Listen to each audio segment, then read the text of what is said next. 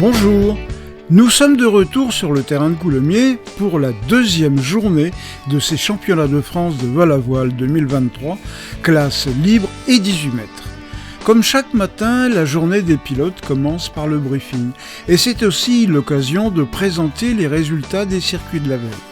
Pour cette première journée de championnat, les pilotes devaient effectuer un circuit de 431 km.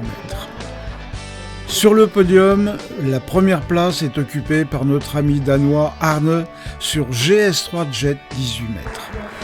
Le second, Clément de Péchy sur JS1C Jet. Le troisième, Pierre de Broqueville, très sympathique et excellent pilote belge, sur EB29DR.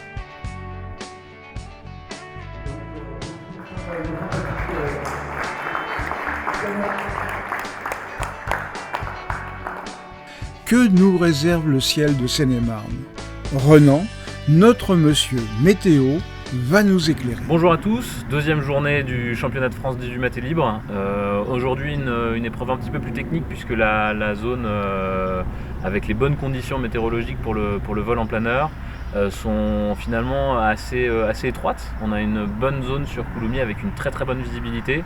Et puis après, on a une zone assez bonne vers plutôt le nord, vers le nord-est, donc vers Reims.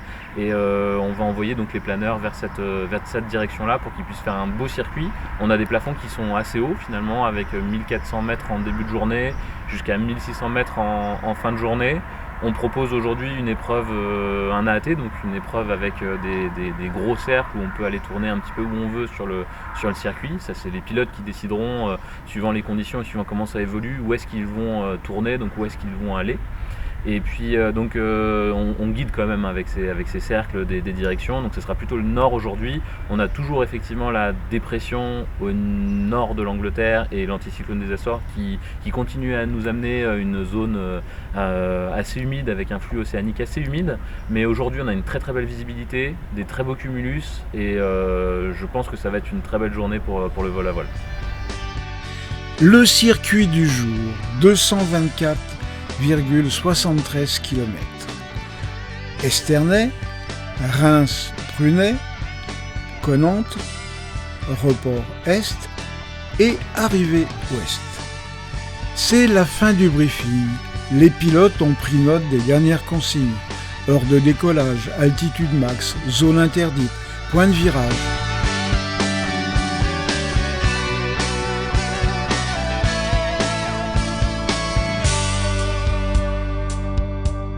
Les machines sont en piste et l'attente commence. Parmi les concurrents à l'attente, Sylvain Gerbeau, compétiteur de haut vol, membre de l'équipe de France, il chevauche une des plus belles machines actuelles, un EB29. Le garçon est sympathique et je ne résiste pas d'aller lui faire un brin de causette. Je suis Sylvain Gerbeau, j'ai 43 ans, je suis pilote à Moissac, dans mon Castel-Sarrazin-Moissac dans le Tarn-et-Garonne. Je suis membre de l'équipe de France de vol à voile, j'ai participé au championnat d'Europe cet été et voilà, j'ai 4000 heures de vol. Tu peux nous parler de la bête là ? Alors la bête, ouais, c'est exactement le mot, c'est un EB29R, c'est aujourd'hui ce qui se fait de mieux et qui est le plus performant au niveau planeur. Il fait 28 mètres d'envergure, 14,7 mètres carrés de surface à l'air, ce qui est très peu pour l'envergure. Il a une finesse de près de 70, donc ça c'est bien, mais ce qui est surtout bien c'est qu'il a encore une finesse de 45 à 200 km/h à masse max, donc ce qui permet en fait de voler très vite et ouais, c'est une machine de fou. C'est une capsule spatiale. Je sais pas, c'est peut-être pas une capsule spatiale, mais c'est en termes de vol, de performance, de taux de montée, de planer, c'est fabuleux. C'est vraiment une super bécane.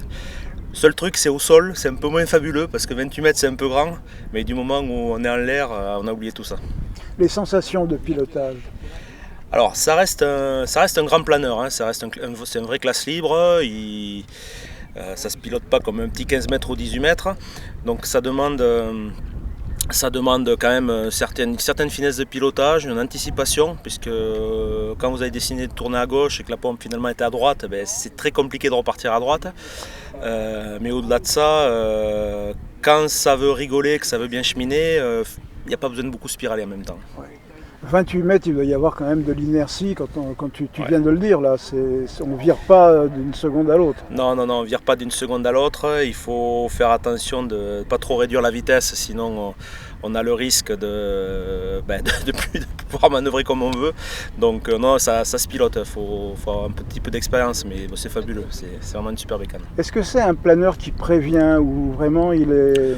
Ouais, alors franchement, j'ai jamais été dans une situation où il a voulu partir en autoroute, où on peut voler doucement. Non, franchement, il n'y a pas, au niveau sécurité, hormis le fait pour se poser et décoller, il faut quand même faire un petit peu attention parce que c'est des grandes ailes et il est tellement fin qu'il ne faut pas arriver sur des plans trop forts, sinon on ne descend pas. Mais sinon, il est assez cool comme planeur.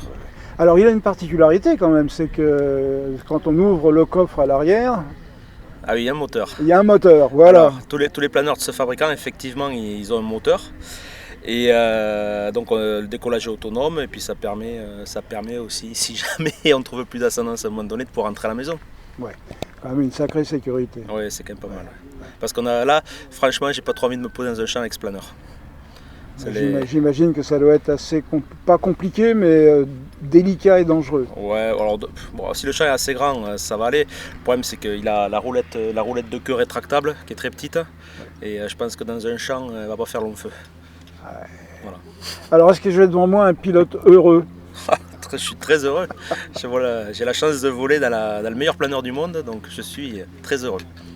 On n'a pas dit c'est qui fabrique ça? C'est Binder en Allemagne. Ouais. Merci beaucoup de ces quelques mots. Je pense qu'on va en faire rêver plus d'un. Hein? Et puis, je te souhaite un bon championnat et merci de ces quelques mots. Avec plaisir. Les décollages vont s'enchaîner dans un ballet bien réglé grâce à nos remorqueurs et à l'équipe de piste qui ne ménage pas sa peine. Tout le monde est en l'heure à l'heure dite, la porte est ouverte, la course commence.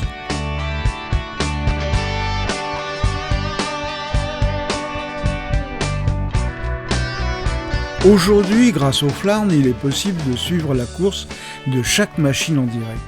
Mais dans un avenir proche, nous aurons peut-être aussi les images. Allez, imaginez une retransmission en direct sur une chaîne nationale.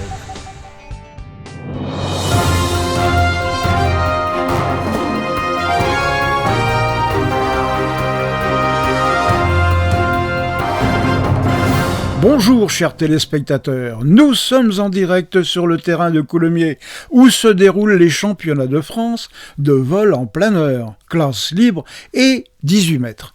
Les concurrents s'affrontent aujourd'hui sur un circuit de 224 km et nous recevons les images en direct de la course.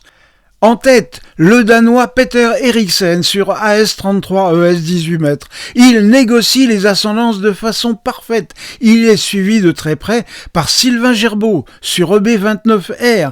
Mais Francis Zoboni sur Ventus 2CXM 18 mètres ne s'en laisse pas compter et revient sur les deux hommes de tête. Il a quitté une ascendance ayant acquis un maximum de vitesse et dans une transition à plus de 200 km/h, il se dirige vers une rue de nuages prometteuse où il devrait pouvoir refaire le plein d'altitude. On peut rêver, hein.